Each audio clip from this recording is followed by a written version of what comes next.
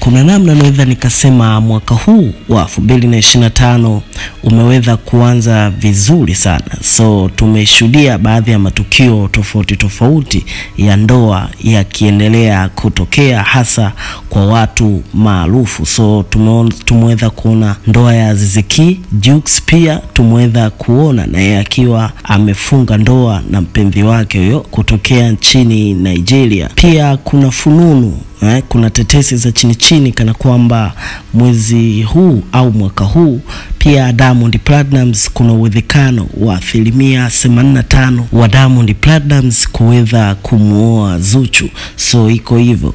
Pia hii imetoka kwa Rayvanny, mmoja wa wasanii ambao wamekuwa wakifanya vizuri kwenye game ya muziki wa Bongo Flava.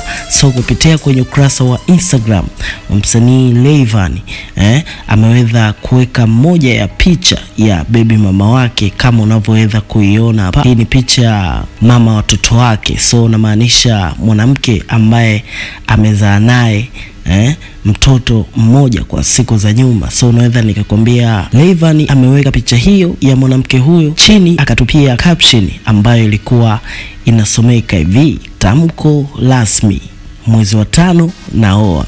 So vitu kama hivi hapo. Nafikiri hii ni pongezi kubwa sana kwa Rayvanny, kwa maana sio kitu chepesi kuamua kuoa vitu kama hivi hapo. Labda upe mtazamo wako. So mwaka wa 2025 utakuwa umeanza poa sana, umeanza vizuri kabisa.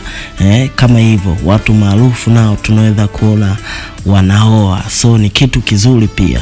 So nikukumbushe wewe ambaye bado hujasubscribe, so hakikisha una subscribe ili wakati mwingine uweze kupata taarifa zetu.